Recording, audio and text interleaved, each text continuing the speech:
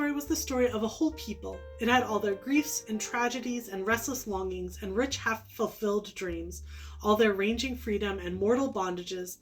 It rang with the roaring laughter and boisterous fun. It was dark with the unfathomable silent anguishes by new-made graves. It was full of lost hopes and dreams of grandeur. Continuing through my read of the Newbery Award winners, today we have Daniel Boone by James Daugherty. This was published in 1939 and won the award in 1940. James Daugherty was born in 1889 in Asheville, North Carolina.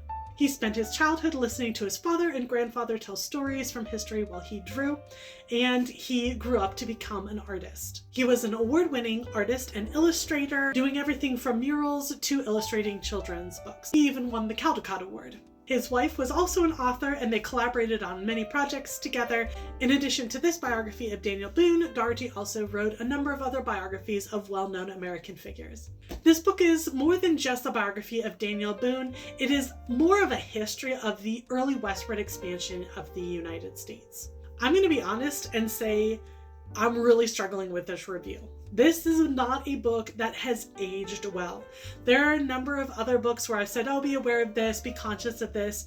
This book is steeped in a racism that comes through on virtually every page, and it makes it really difficult to review and talk about. There's almost a desperate need to laud the indomitable American spirit that was willing to trailblaze and take new land and establish a home in the harshest of conditions.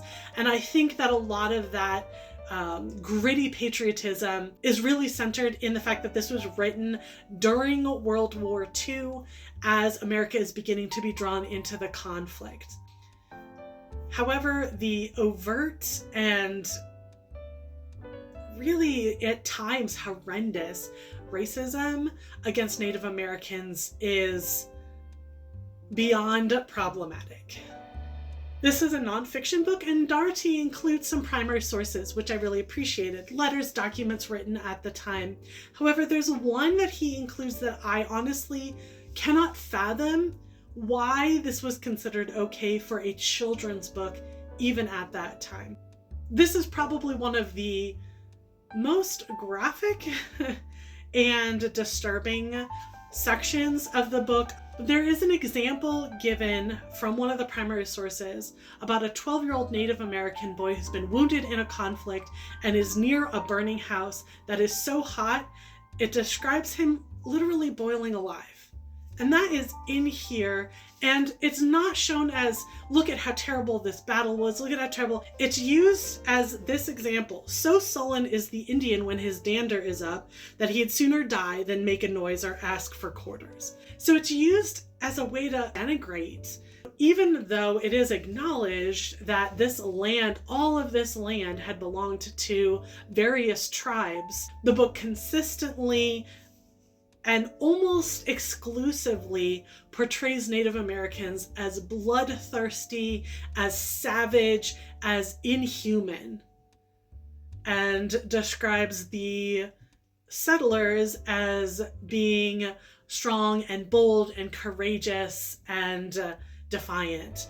And there's really no balance brought there at all. Honestly, there just wasn't much in this book that I liked or that I felt really redeemed it in any way.